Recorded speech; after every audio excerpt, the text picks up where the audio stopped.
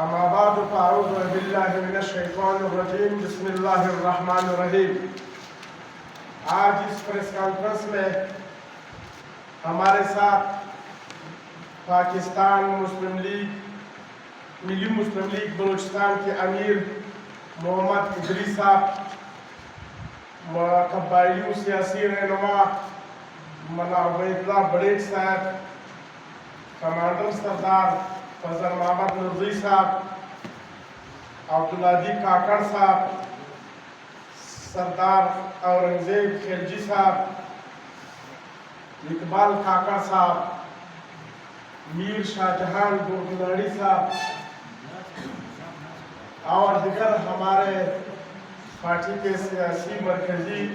و صوبائی قائدین کے ہمراہ، آج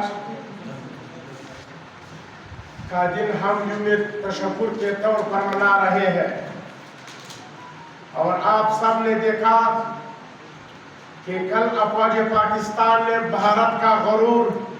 خاک میں ملا دیا، اور پاکستان نے جوابی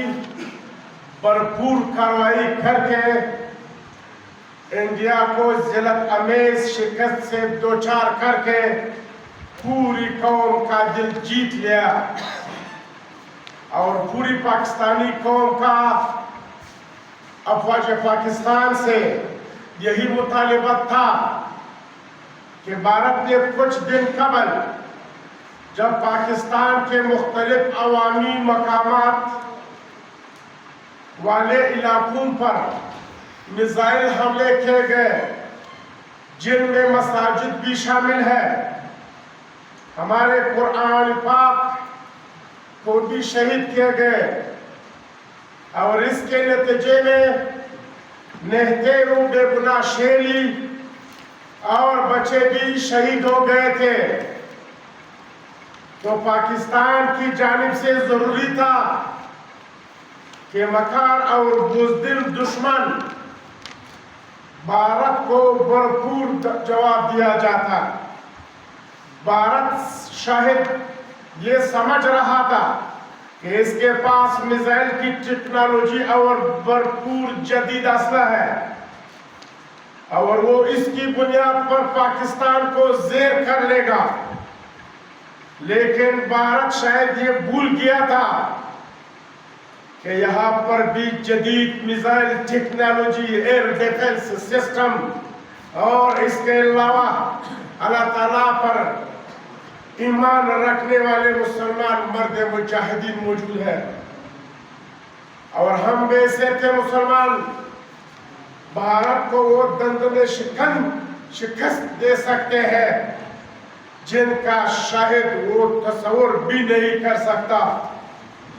اور ہم اللہ تعالیٰ کے فضل و کرم سے وہ کر بھی دکھایا۔ اس شاندار کامیابی پر پوری قوم افواج پاکستان کو سلام پیش کرتے ہیں کہ انہوں نے کل قوم کی امیدوں پر پورا اترتے ہوئے بھارت کے غرور کو خاک میں ملاتے ہوئے ان کے کئی شہروں پر حملے کیے، اور یہ حملے پاکستان نے شہری علاقوں میں عام عوام پر نہیں کیے،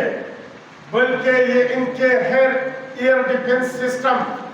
اور ان کے کارخانوں، فیکٹریوں اور اسلحہ کے ڈپو پر کیے گئے، جس سے بھارت کے ہوش و حواس اڑ گئے۔ بھارت پاگل پن کا مظاہرہ کر رہا تھا، اور وہاں پر واویلا مچ گیا کہ بھارت نے پوری طور پر عالمی قوتوں سے درخواست کی کہ وہ پاکستان کو روکے، کیونکہ بھارت یہ سمجھ رہا تھا اگر پاکستان کو نہ روکا گیا تو شاید بھارت سپہ ہستی سے مٹ جائے گا۔ اس سلسلے میں انہوں نے امریکی صدر کو بھی بار رابطہ کیا کہ پاکستان کو روکا جائے۔ شام کو امریکی صدر اور عالمی قوتوں کی مداخلت پر دونوں جانب سے سیز فائر ہو گیا، تاہم پاکستان نے کل انڈیا کے خلاف ان کی جاہلیت کا منہ توڑ جواب دیتے ہوئے تاریخی اور شاندار فتح حاصل کیا، جس پر پوری قوم نے اللہ تعالیٰ کا شکر ادا کیا اور عوام نے یہ ثابت کیا کہ وہ پاک فوج کے شانہ بشانہ کھڑے ہوئے ہیں۔ بھارت اس خطے میں امن کا دشمن ہے اور بھارت اپنے ناپاک ارادوں سے ثابت کر چکا ہے کہ وہ دہشت گردی کا خاتمہ نہیں چاہتا۔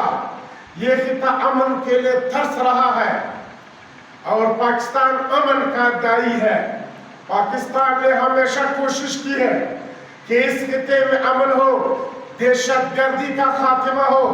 لیکن بھارت اپنے گناونے عزائم کی بنیاد پر دہشت گردی کے خاتمے میں رکاوٹیں ڈال رہا ہے اور بھارت مسلسل اس خطے میں ہونے والی دہشت گردی کا ذمہ دار ایک چھوٹے بیانیے کے ذریعے پاکستان کو قرار دے رہا ہے۔ آپ سب نے دیکھا پہلگام کا واقعہ بھارت کا اندرونی مسئلہ تھا۔ پاکستان کا پہلگام کے واقعے سے کسی قسم کا تعلق نہیں رہا، لیکن واقعہ رونما ہوتے ہی 10 منٹ کے اندر انڈیا نے حسب روایات پاکستان پر الزامات عائد کیا۔ انڈیا کے تمام میڈیا چینلز نے اس کا ذمہ دار پاکستان کو قرار دیا اور ایک بار پھر پاک انڈیا کی شدگی اس خطے میں پیدا ہوئی اور اس کے بعد بھارت نے جنگی ماحول پیدا کیا اور سرحدوں پر خطرات پیدا کیے اور جنگ کے لیے تیار ہوئے۔ جواب میں پاکستان نے بھی اپنی دفاع کے لیے سرحدوں پر حفاظتی اقدامات کیے، لیکن آپ سب نے دیکھا کہ بھارت نے پاکستان کے کچھ شہروں پر حملے کیے۔ پاکستان نے بھارت کو روکنے کے لیے مؤثر کارروائی کی۔ اس کے بعد پاکستان نے کل ایک تاریخی کارنامہ انجام دیتے ہوئے جوابی وار کر کے بھارت کو وہ سبق دلا دیا کہ شاید وہ عمر بھر یاد رکھے۔ ہم امن پسند لوگ ہیں، لیکن امن پسندی کو کمزوری نہ سمجھا جائے۔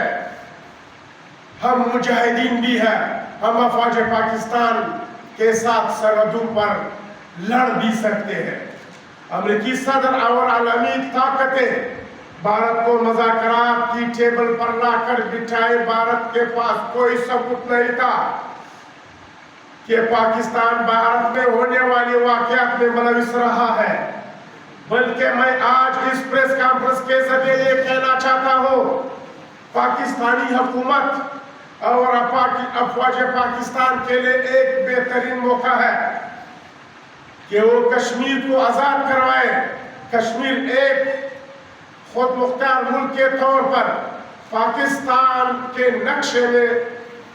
شامل ہو جائے، کیونکہ ایک موقع ہے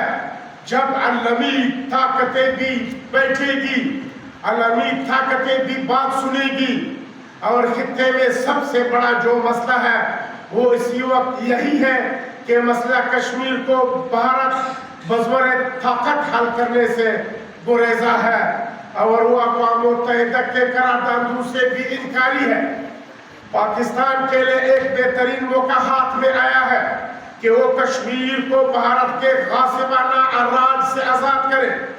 کشمیریوں کو آزادی دلائے تاکہ کشمیری خود مختاری اور سکھ کا سانس لے سکے۔ اور میں یہ بھی بتانا چاہتا ہوں کہ بلوچستان کے عوام نے ہمیشہ ایسے موقع پر جب دشمن پاکستان کی طرف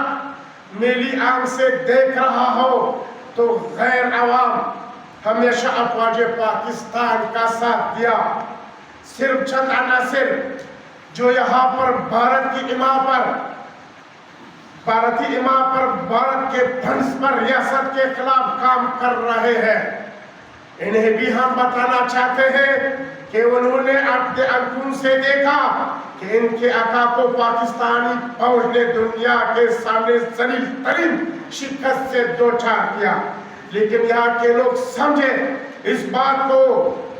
اور ریاست کے خلاف بندوقیں پھینک کر رہے اور مذاکرات کے لیے تیار ہو جائے اور بلوچستان کو ترقی دے اور قومی دائرے میں شامل ہو جائے. بلوچستان میں عام لوگوں کا مزدوروں کا قتل و غارت جاری ہے, لیکن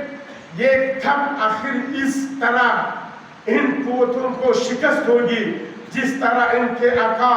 کو کل بھرپور شکست ہوئی اور پوری دنیا نے دیکھا. آپ صحابیوں کا بہت دل کی عطا گہرائیوں سے بہت مشکور ہو کہ آپ نے قیمتی وقت میں سے آج ہماری اس پریس کانفرنس کو تسلی اور غیر سے سنا. Thank you.